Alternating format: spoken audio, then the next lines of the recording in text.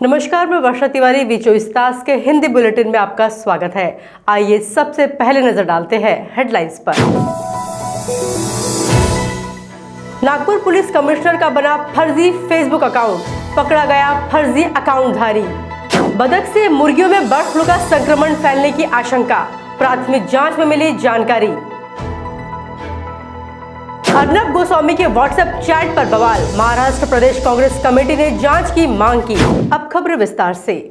Social media platform पर फर्जी account बनाकर गलत काम करने वालों के बारे में तो आपने सुना ही होगा, लेकिन इस बार इस हरकत का शिकार कोई और नहीं बल्कि खुद पुलिस कमिश्नर बने हैं। मिली जानकारी के मुताबिक पुलिस कमिश्नर अमितेश कुमार के नाम का फेक अकाउंट क्रिएट करके 2 दर्जन से ज्यादा लोगों से कांटेक्ट करने की कोशिश की गई। टीवी पत्रकार अर्नब गोस्वामी का व्हाट्सएप चैट पब्लिक में आने से केंद्र सरकार पर सवाल खड़े हो रहे हैं। महाराष्ट्र प्रदेश कांग्रेस कमेटी के सचिव विशाल मुत्तेमवार और गिरीश पांडव ने प्रधानमंत्री नरेंद्र मोदी और गृह मंत्री अमित शाह को अर्नब मामले में घेरा और पुलवामा और बालाकोट अटैक जैसे गोपनीय जानकारी पहले से किसी पत्रकार को होने को लेकर जांच की मांग की। शुक्रवार को संविधान चौक पर महाराष्ट्र प्रदेश कांग्रेस कमेटी ने धरना दिया और केंद्र सरकार के खिलाफ नारेबाजी की।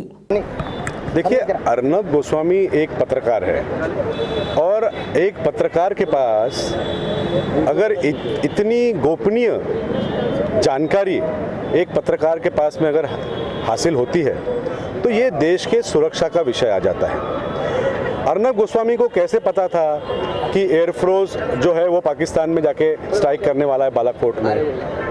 ये जानकारी तो केवल और केवल इस देश के जो 4-5 जो हमारे प्रधानमंत्री है, रक्षा मंत्री है, गृह मंत्री है, या जो राष्ट्रीय सुरक्षा सलाहकार है अजीत डोवाल जी है, या चीफ ऑफ एयर स्टाफ है, ऐसे 5-6 लोगों के अलावा ये जानकारी किसी को हो ही नहीं सकती। पर उस हल्ले के जो हमला हुआ था उसके 3 या 4-5 दिन पहले अगर अर्नब गोस्वामी जी को ये बात मालूम थी तो आज हमारे देश में जो 135 करोड़ लोग रह रहे हैं उनकी सुरक्षा का विषय आज अपने सामने आ गया है। इसलिए हमारी मांग ये है कि अर्नब गोस्वामी को तुरंत उसको अटक की जाए, उसको अरेस्ट किया जाए, उससे पूछताछ की जाए कि भाई तेरे को और क्या क्या जानकारी है, देश के सुरक्षा के संबंधित आपको और क्या क्या जानकारी है। क्योंकि आखिर में भाई अगर उनको ये मालूम था तो हो सकता है और भी जानकारी उनके पास हो। इसलिए उनको तुरंत उनको अरेस्ट किया जाए और उनकी जानकारी हो, उनकी पूछताछ हो, और जो ऑफिशियल सीक्रेसी एक्ट है उसके तहत प्रधानमंत्री हो, चाहे गृह मंत्री हो या रक्षा मंत्री हो, किसने उनको ये जानकारी दी, कौन है वो, और जो भी हो, चाहे वो प्रधानमंत्री हो, रक्षा मंत्री हो, वो जिसने भी उनको जानकारी दी है उन्होंने तुरंत ही राजीनामा देना चाहिए और उनके ऊपर भी कार्रवाई होनी चाहिए। ऐसी मांग हमारे कांग्रेस पार्टी की है। और दूसरा ऐसा कि जो व्हाट्सएप चैट का जो संभाषण सामने आया है उसमें अर्नब गोस्वामी ये कहता है कि जो पुलवामा में जो हुआ, जो अपने 40 जवान वहाँ पर शहीद हुए, उन्होंने कहा कि ये हमारी बड़ी जीत है। उन्होंने अंग्रेजी में कहा कि we have won it big. अपने एक तरफ जवान शहीद हो रहे, वो अपना विजय कैसे हो सकता है? इसका विजय वो इसलिए वो जश्न मना रहे थे कि हमारे जवान शहीद हो गए, अब इसका राजनीतिक फायदा हमको होगा और इसलिए हमारा जो बड़ा आदमी मतलब नरेंद्र मोदी अब चुनाव जीतेगा। मतलब जवानों के शहीद करके अगर आप उससे राजनीति करने वाले हो तो ऐसे राजनीति करने वालों का भी हम निषेध करते हैं, धिक्कार करते हैं। ऐसी ओछी और गंदी राजनीति का हम निषेध करते हैं।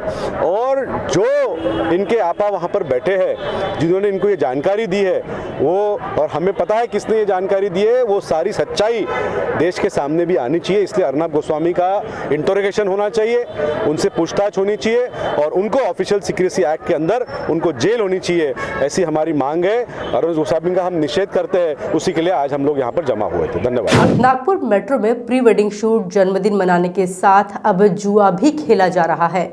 मिली जानकारी के मुताबिक एक व्यक्ति ने बरडी से लोकमान्य नगर तक एक मेट्रो बुक की थी।